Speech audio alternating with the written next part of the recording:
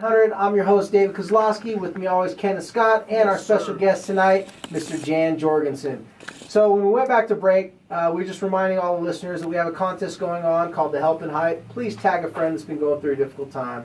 And if you tag a friend in any of our social media, QUITTRIPN, we will choose a winner to give them a pair of Skull Candy headphones, Vans gift card, and a pair of Stance socks.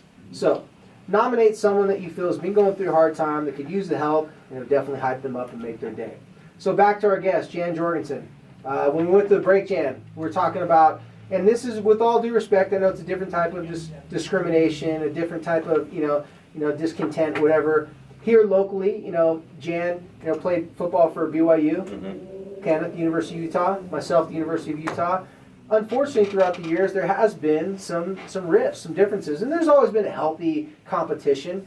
And a lot of people feel that with new coaching changes at BYU, it's going to make things a little bit different. But right before the break, we were talking about whoever you're playing against on the other side of the field, whether you're on BYU side or you're on University of Utah side, we have so much more in common than we have different. Isn't that correct, Jan? Oh yeah, definitely. Well, I wish people could understand the way. I wish fans felt the way players feel about each other. I really do, because there's just this healthy respect between you. Because you know what it took the other person to get there. And it's the same thing to be said about fighters. And I would like to kind of compare the rivalry to being in an MMA fight. Please do. You can talk all the trash that you want leading up until that fight as fighters. Like you see guys like Conor McGregor, all the trash that he talks. Yeah. After that fight is over, you see them embrace, you see them talk. There's no hostility. Right. Because as players on the football field, and Kenneth, you can speak to this. Yeah. And as fighters, you have respect for someone who goes and just puts it all out on the line like that.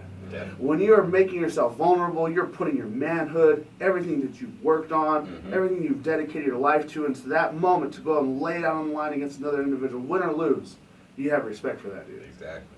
Because you could be embarrassed. Yeah. Oh, you Right? could be. And that's why it's so cool when Jan, if you're just listening to Quit Trippin' radio show on ESPN 700, Jan was a part of our support groups here at Quit Trippin' for a long time. And that's why it's so cool is we're as athletes, what we're doing is we're talking about how that is it's such a difficult thing in sports to have fans and athletes kind of on the same page, right? But what we saw inside of our Quit Trippin' support groups with teenagers is that, man, they were looking across the room for each other and realized they didn't see black, they didn't see white, they didn't see Mormon, they didn't see non-Mormon, they didn't see Jewish, Catholic, Democrat, Republican. Like, man, that's another person that's going through a similar struggle, so respect.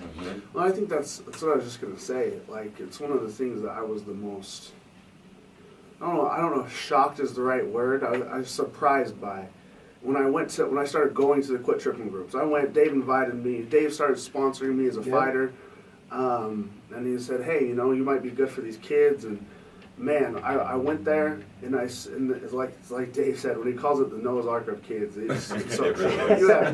You have every stereotype that you can think of. It's in that room.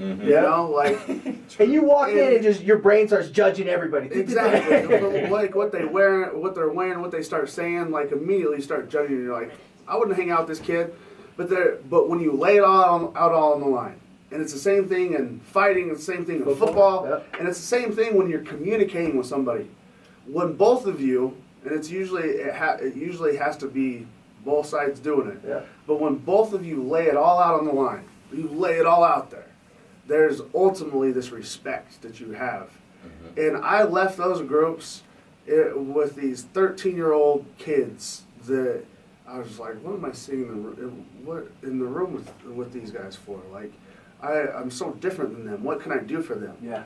And then have it, and Dave brought me there to be the guy that they look to, and then I would leave that they start looking up to this 13-year-old kid after what he just laid out on the line. Yeah, explain that really quick, because for those people who obviously never come to Quit Trippin', and most people won't come to Quit Trippin', it's like, so explain to them, you're listening to a 13, 14, 15, 16, 17-year-old kid talk about their lives, talk about their struggles, and you just said right there something I want you to elaborate on. You left looking up to them going, wow. So to elaborate on that a little bit, so people get a better understanding. Well, you just never know what people are going through, you know, and Don't judge that book. You don't want to judge that book, and like there was times where they would share things where I was like, man, I don't know what I would do if I went through that.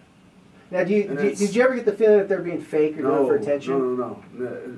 It was different, huh? No, you can tell, like you can see through that stuff, you know, like Their body language something- was struggling. Their like they were having a hard time. Huh? It's something that you say all the time, Dave. It's what you say. Real recognizes real. Mhm. When you're being real and someone else is being real, you can recognize it. Without a And doubt. every once in a while, you get people who are kind of BS and things, but it's very, very rare.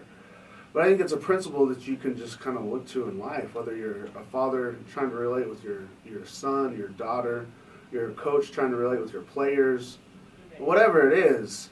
Like as soon as you can sit down and start being real with them, and you kind of make yourself vulnerable to them, you get them to, you start listening to what they have to say. You understand each other, and you start to respect each other on a different level. Isn't it weird, like what